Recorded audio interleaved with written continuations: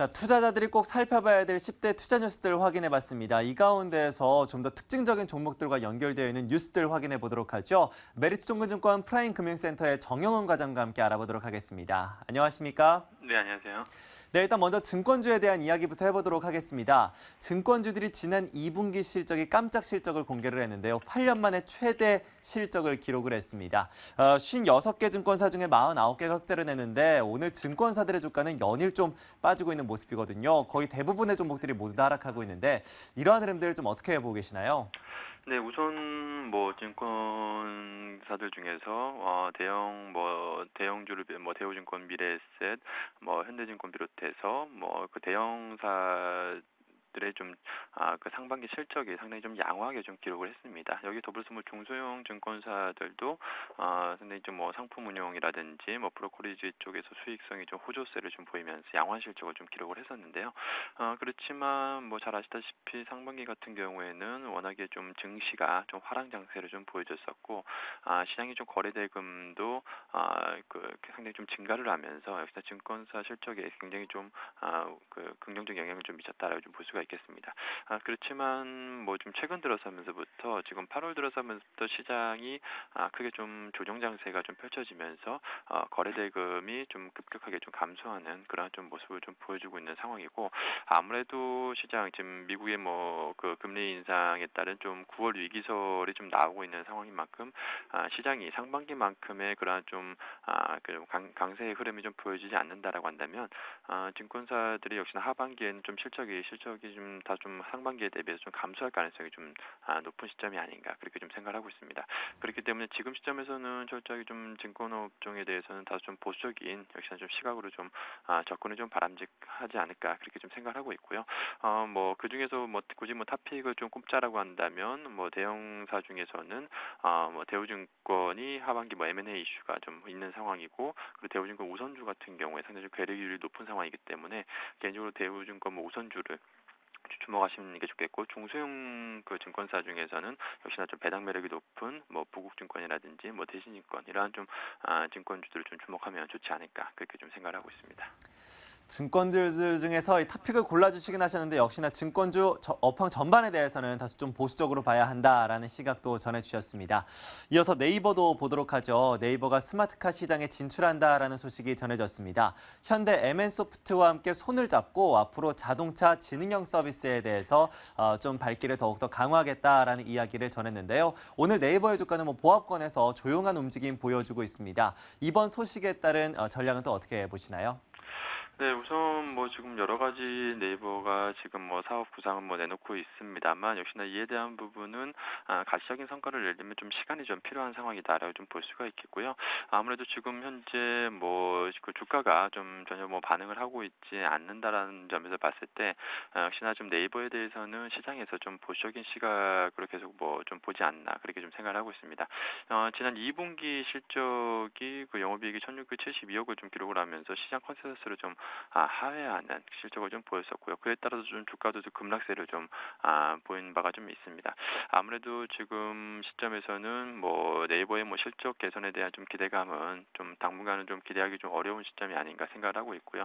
무엇보다 네이버의 가장 큰 성장 동력이라고 한다면 바로 이제 모바일 메신저 이제 라인이라고 좀 볼 수가 있겠는데 라인이 지난 2분기에 분기 매출 최초로 지금 사상 최초로 좀 분기 매출이 좀 하락을 하면서 이 라인의 그 성장성의 좀 훼손에 대한 좀 우려감이 좀 부각이 되고 있는 그런 좀 상황입니다.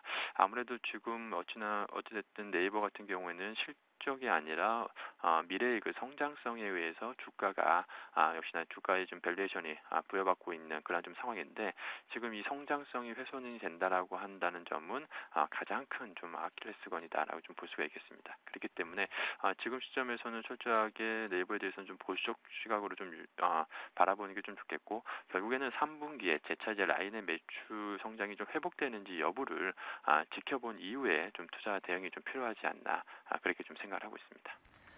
네, 오늘 시장이 워낙 많이 빠지다 보니까 긍정적으로 볼 수 있을 만한 종목이 거의 없는 것 같습니다. 이런 시장 가운데에서도 슈프리마가 오늘 장에서는 상승을 좀 하고 있는 상황인데요. 100억 원 규모의 자사주 매입 계획을 밝혔습니다.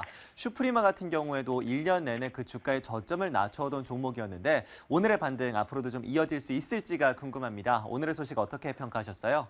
네, 우선 뭐 슈프리마 같은 경우에는 조금 긍정적으로 좀 바라봐도 좀 좋지 않을까 생각을 하고 있습니다.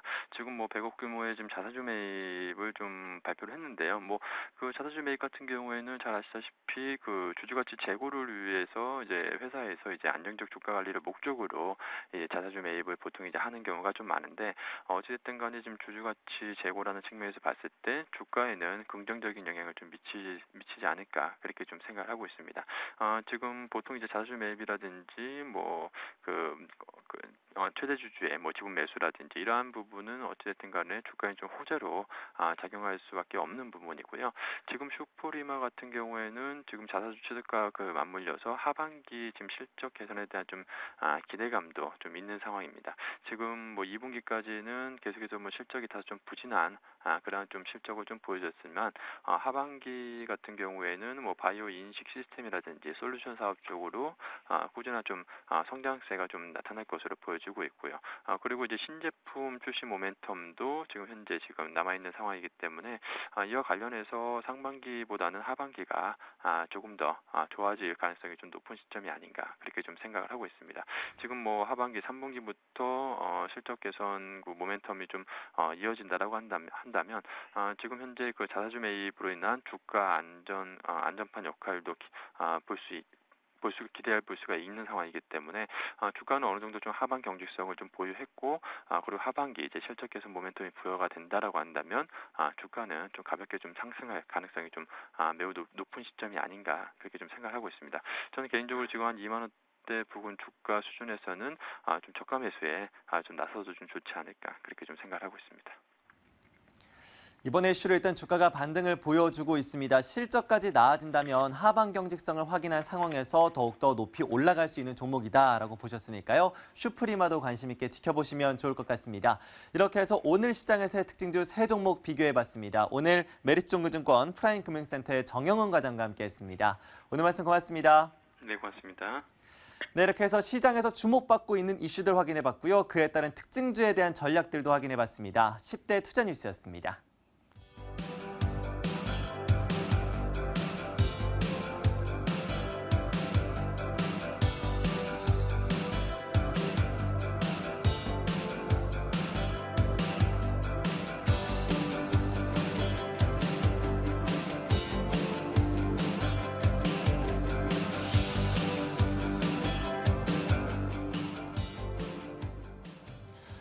오늘 참 시장 상황도 안 좋고 전반적으로 분위기도 좀 싱숭생숭해서 저희가 특유의 에너지를 여러분들에게 전해드리지 못한 것 같은데요. 내일은 조금 더 좀 밝은 소식들 그리고 좀 재밌게 풀어드릴 수 있는 경제 이슈들이 있었으면 좋겠습니다. 그리고 그것을 저희가 또 포착을 해서 내일 재밌게 여러분들에게 전달을 해드리도록 하겠습니다. 그럼 오늘도 식사 맛있게 하시고요. 내일 이 시간에 다시 찾아뵙도록 하겠습니다. 시청해주신 여러분 고맙습니다.